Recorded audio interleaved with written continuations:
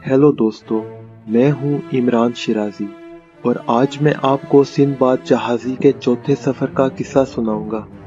उम्मीद है कि ये आपको पसंद आएगा। तो आइए शुरू करते हैं। बगदाद लौटने के बाद मैं आराम से जिंदगी बसर करने लगा। मैंने पिछले सफ़र के इख्तिताम में आपको बताया था कि मैं इतना दौलतमंद होकर वतन पलटा था कि कोई फिक्र बाकी न रही थी।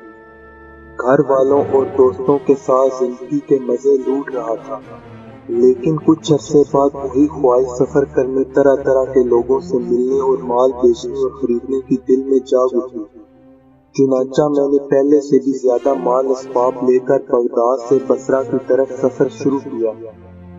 वहां पर एक जहाज देखा जिस पर बसरे के बड़े बड़े लोग सवार थे। मैं भी उनके साथ हो लिया। शुरू में हमारा सफर बहुत अच्छा गुजरा। हम एक जजीरे से दूसरे जजीरे तक सफर करते रहे। आखिर खुदा का करना क्या हुआ कि बीच समुद्र में तूफानी हवा चलने लगी। हमें बचने की उम्मीद ना रही। जहाज पर जितने लोग थे सब रो रो कर दुआएं मांग रहे थे। अचानक इतने जोर का झक्कड़ आया कि बादबान फट कर एक तरफ जा पड़े और जहाज के इंजन पिंजर ढीले हो गए। आन की आन में हम सब माल असबाब में समुद्र में गोते खाने लगे। इत्तेफाक से जहाज का एक तख्ता मेरे हाथ में आ गया। उस पर मैं और चंद दूसरे सौदागर सवार हो गए। एक दिन और एक रात हम उसी तख्ते पर सवार रहे। तूफान थम चुका था और हवा और मौजों के जोर से तख्ता बाहर चला जाता था। आखिर वो एक जजीरे के साहिल से जा लगा। जागते रहने, थकन, सर्दी, खौफ और भूख प्यास से हम बिल्कुल अधूए हो रहे थे। जजीरा खूब हरा भरा था। हमने फल तोड़कर खाए कि जिस्मों में थोड़ी बहुत ताकत आए। रात हमने साहिल पर ही गुजार दी। दिन निकला और उजाला फैला तो हम जजीरे में इधर उधर घूमने लगे। दूर एक इमारत दिखाई दी। हम सब उसकी तरफ चल पड़े। इमारत के दरवाजे पर पहुंचे ही थे कि चंद नंगे आदमी निकले और हमें पकड़कर अपने बादशाह के पास ले गए। बादशाह ने हमें बैठने को कहा। हमारे लिए खाना लाया गया। उस खाने से हम बिल्कुल नावाकिफ थे। समझ में नहीं आता था कि क्या चीज हमें खिलाई जा रही है। मुझे घिन आई और दिल खाना खाने की तरफ माइल न हुआ। मेरे साथियों ने भूख के मारे वो सब कुछ खा लिया जो उनके आगे रखा गया था। मेरा ना खाना खुदा की मेहरबानी थी। इसी वजह से मैं आज जिंदा भी हूँ। खाना खाते ही मेरे साथियों की अकल जाती रही और वो पागलों की सी हरकतें करने लगे। इसके बाद वहाँ के लोगों ने उन्हें नारियल का तेल पिलाया और वही तेल उनके बदन पर भी मल दिया। तेल पीते ही मेरे साथियों की आंखें भैंगी हो गई और जब उनके सामने और खाना रखा गया तो वो सारा चट कर गए। मुझे उनकी हालत देखकर ताज्जुब भी हुआ और अफसोस भी। आखिर मुझे पता चला कि जिन लोगों से हमारा वास्ता पड़ा है वो आग की पूजा करते हैं और उनका बादशाह कोई बला है। जो आदमी उनके मुल्क में आता है लोग उसे बादशाह के पास लाकर यही खाना खिलाते और तेल पिलाते हैं। इस तरह वो खूब मोटा ताजा हो जाता है। इसके बाद उसे मार कर बादशाह को खिला देते हैं। बादशाह के साथी भी आदमखोर थे। इंसानों का गोश्त पकाते या भूनते नहीं थे, वो उसे कच्चा ही खा जाते थे। इस सूरत हाल पर मैं बड़ा परेशान हुआ। मेरे साथी अपनी अकल खो चुके थे और उन्हें कुछ खबर ना थी कि उनका क्या हश्र होने वाला है। एक शख्स उन पर नजर रखता था और रोजाना उन्हें हाँक कर इधर उधर ले जाता था, जहाँ वो जानवरों की तरह घास और पत्ते चरते थे। मैं उनका दिया हुआ खाना खाने पर राजी ना हुआ। भूखा रहने की वजह से कमजोर पड़ गया। ऐसा लगता था जैसे मेरे जिस्म में हड्डियों के सिवा कुछ बाकी नहीं। ये हालत देखकर उन्होंने मेरा ख्याल रखना छोड़ दिया। जब मुझे अंदाजा हुआ कि वो मुझ पर नजर नहीं रखते तो एक दिन चोरी छुपे वहां से निकल भागा भागते भागते दूर जा पहुंचा तो मुझे एक चरवाहा समुंदर के पास एक ऊंची चट्टान पर बैठा नजर आया।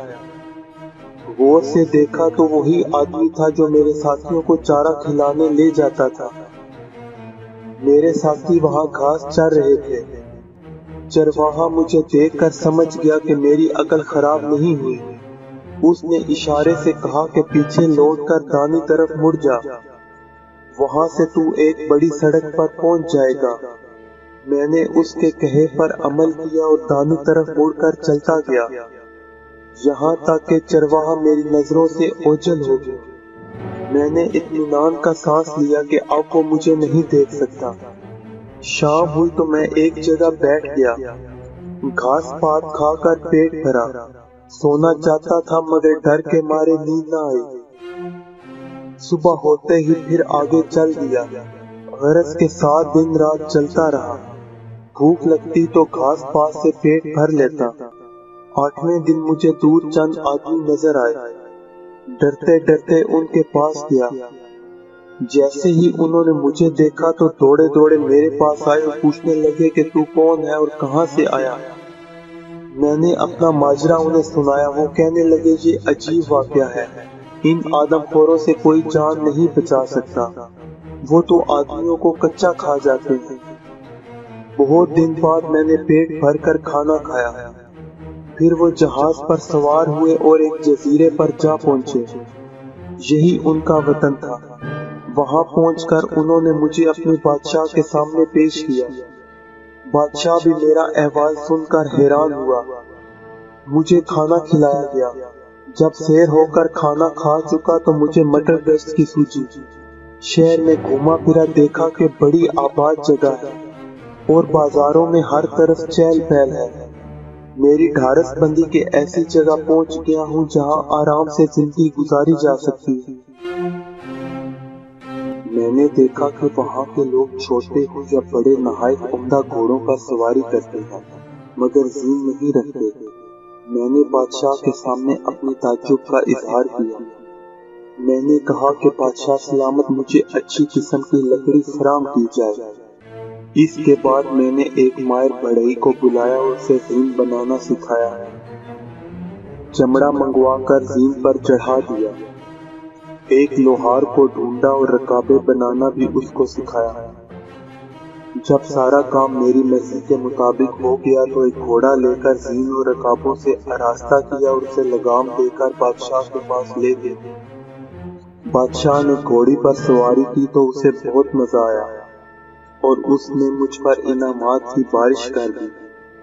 जब वजीर ने जीन और रकाबों की खूबियों को देखा तो मुझसे जीन और रकाबे बनाने के लिए कहा। मैंने उसकी फरमाइश पूरी कर दी।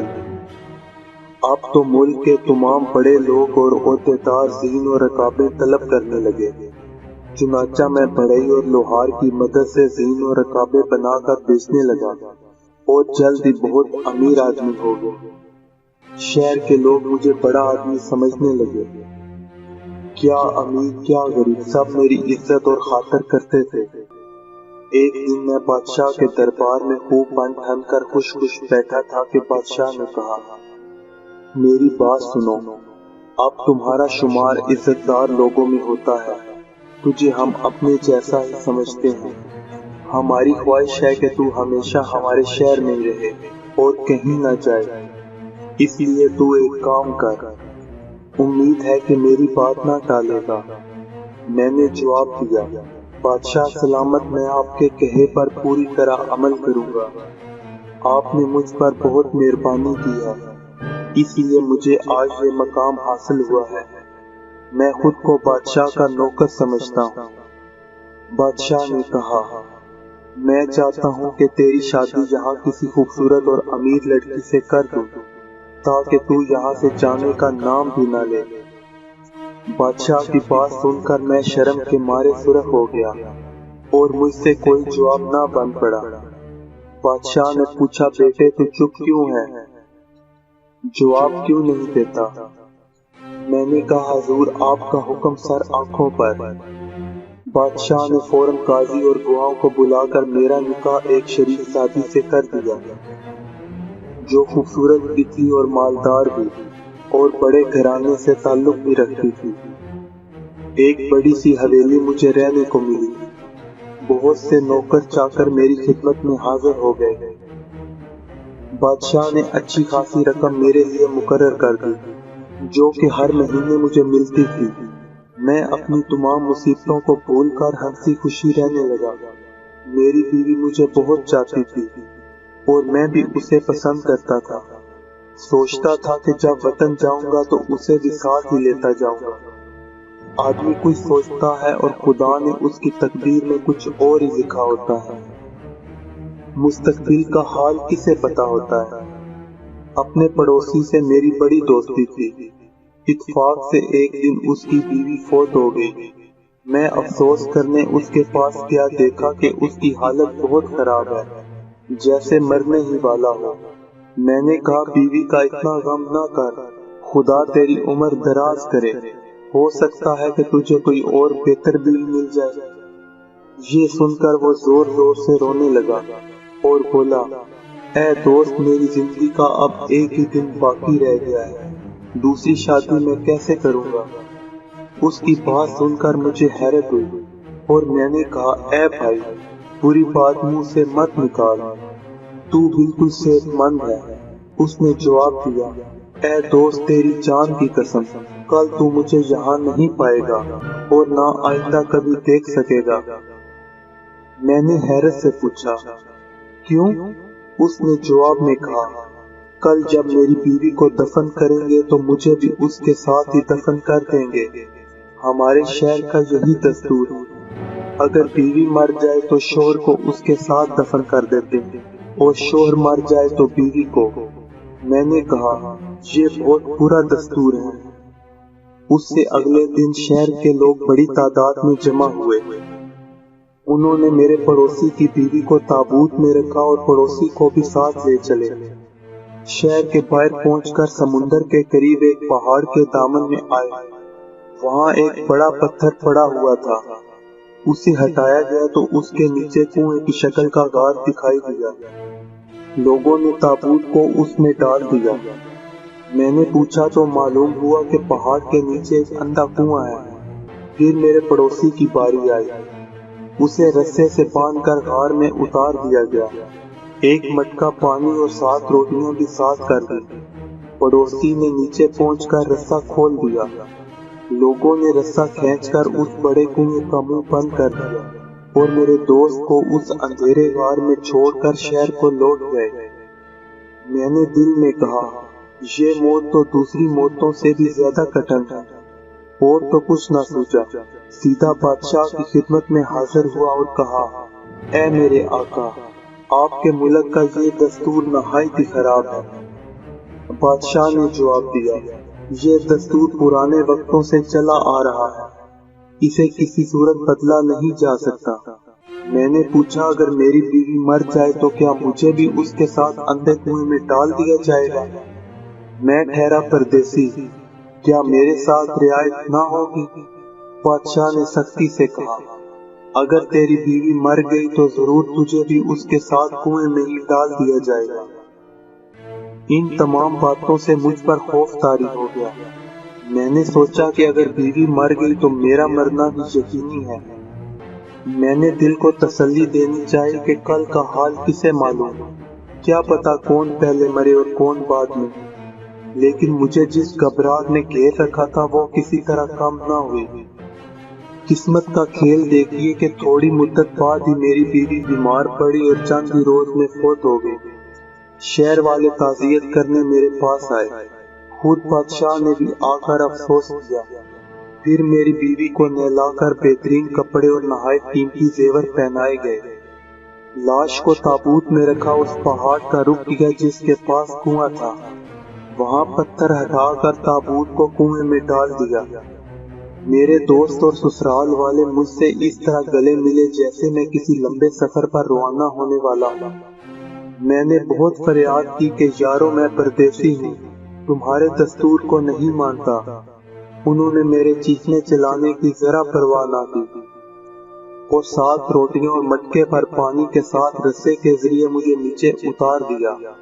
और बड़े पत्थर से कुएं का मुंह बंद करके चलते बने। मैंने गार में बहुत सी लाशें पड़ी देखी जिनसे सख्त बदबू आ रही थी। मैंने अपने आप से कहा, मेरे साथ होना भी यही चाहिए था। हर सफर में मैं मरने से बाल बाल बचता हूँ, इसके बावजूद सफर करने से पास नहीं आता। अब सफर करने की कीमत जान देकर अदा करूंगा। गार में मुझे दिन रात का बिल्कुल पता ना चलता था। जब भूख प्यास लगती तो रोटी के 2-3 टुकड़े खा लेता, प्यास लगती तो 1-2 घूंट पानी पी लेता। डरता था कि रोटियां खत्म ना हो जाएं और मटके में बूंद भर पानी भी ना बचे। लाहौल वाला पढ़ पढ़ कर कहता, इस शहर में शादी करके मैं तो अजाब में फंस गया। काश मैं समुंदर में डूब गया होता या पहाड़ से गिरकर मर जाता। इस खराब मौत से तो वही बेहतर थी। अपने आप को बुरा भला कहते रहने से क्या हासिल था। आखिर मैंने उठकर गार को देखना भालना शुरू किया। पता चला कि वो दूर तक फैला हुआ है। हर तरफ लाशों और गली सड़ी हड्डियों के ढेर लगे हुए थे। मैंने लाशों और हड्डियों से हटकर गार के एक अलग थलग कोने में अपने लिए जगह बनाई और वहीं जाकर सो रहता। चंद रोज गुजरे तो पता चला कि रोटियां खत्म होने को हैं और पानी भी जरा सा रह गया है और मुझे भूखा प्यासा मरने से कोई नहीं बचा सकता। ये सोचकर मैंने अपना सर पकड़ लिया कि पत्थर अपनी जगह से हटाया गया और गार में थोड़ी सी रोशनी हुई। देखा तो एक ताबूत उतारा जा रहा था। उसमें एक मर्द की लाश थी। इसके बाद एक औरत को खाना पीना देकर नीचे पहुंचाया गया।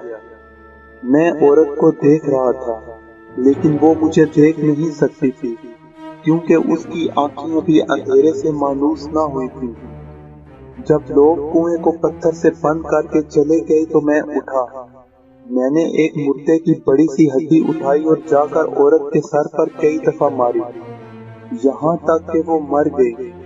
उसके जेवर और जवाहरात मैंने उतार लिए और खाना पीना लेकर उस कोने में जा बैठा जहाँ मैं सोया करता था।